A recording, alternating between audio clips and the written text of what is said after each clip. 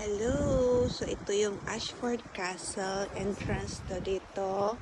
Ito yung mga, may river pala, oh. Nice, nice dediri ka to. Nice.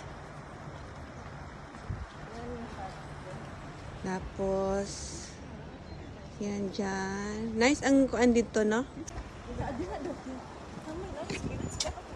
Ay. So, ito na yung Ashford Castle entrance. Ayan ang Ashford Castle, whole castle. Yan. So, ito yung hotel to siya, tapos restaurants. May mga restaurants, mga check-in. Ayan siya ang whole castle. Marami. Tapos sa likod, meron pang mga gardens.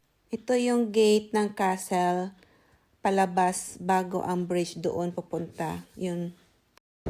So, ito yung river. Tapos, yun ang bridge. Doon ang entrance. Tapos, dito rin. Mayroon din dito. Tapos, yan ang whole castle. Tapos, sa likod. Ayan, okay. So, ito yung grounds ng... Sus, maswerte kami kasi pinapasok kami. Yun ang grounds ng...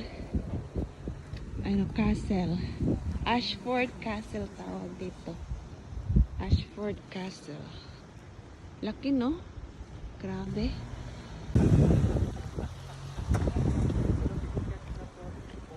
So from there, up to there.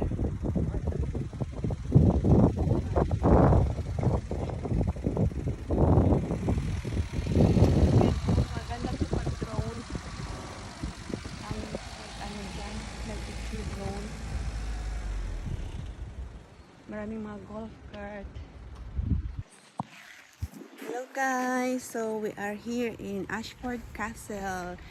Ito yung back part ng castle, oh. Ayan, mainit. Lumabas na si San. Ayan, so yan ang Ashford Castle. Ang laki, diba? Oh. Ito yung likod lang yan siya. Yan ang garden nila dito. So doon. Tapos overlooking doon yan ang grounds. Overlooking doon lake. May lake doon. Loch Corrib ang tawag. So, tapos doon meron pa sa harap. Doon mayroon pa din garden pa din doon. Malawak ang garden dito. Malaki ang walkingan mo. Ang papasyalan na garden. So, buti na lang pinapasok kami ngayon Sunday kasi yung mga nakausap ko na mga sa telephone when nagbook ako ng sabi nila hindi daw pwede makaano sa grounds pero sa guard pagpunta namin dito pinayagan naman kami. So, ayan ang laki niyan. Hotel to tapos may mga restaurants sa loob. So ang mga nag-aano dito check-in is yung mga yayaman. Diba maganda? Okay. Yan lang guys. Bye! Dahil 2 o'clock na, hininto muna namin yung pag-explore namin sa grounds ng Ashford Castle. Pumunta muna kami dito. Yan ang order ni Dion, fish and chips. Ito sa akin ay beef burger and chips as well. Then may salad, tapos may dip na garlic mayonnaise. Tapos kay Katrina is lobster roll. Then kay Doktora is mussels. So 2 o'clock ang binook kong time for dinner kaya pumunta muna kami. Medyo pricey ang kanilang price dito pero worth it naman kasi masarap talaga. Nag-enjoy at nabusog talaga kami sa aming mga in-order. Yan si Katrina. Enjoy siya sa kanyang order. Tapos si Doktora naman enjoy din siya sa kanyang mussels. So, nag-order kami ng dessert. 3 lang in-order namin. Mag-share na lang kami nito kasi di namin maubos kung mag-isa-isa kaming mag-order. Baka sweet na sweet. Mas sweet overload na kami. Yan, hindi ko alam kung anong order yan. Parang may caramel sa loob. Tapos ice cream din na pudding, butter pudding. Hello guys, so this is the other part ng so ito yung other part ng garden ng Ashford Castle. So yan doon, mayroon pa sila dito malaki. So tingnan natin ha. So ito yung garden nila, Yan, maraming nag-walking dito. Green na green. Tingnan nyo yung grass nila green na green. Tapos malinis masyado. So pwede kang mag-walking dito. Yan ang kahoy oh. Grabe ang kahoy. Yun may park din doon. Mga flowers, pula. Tapos yan. So walking lang tayo dito. O diba? Ganda. Yan doon oh. So doon yan. Yan doon. Yan.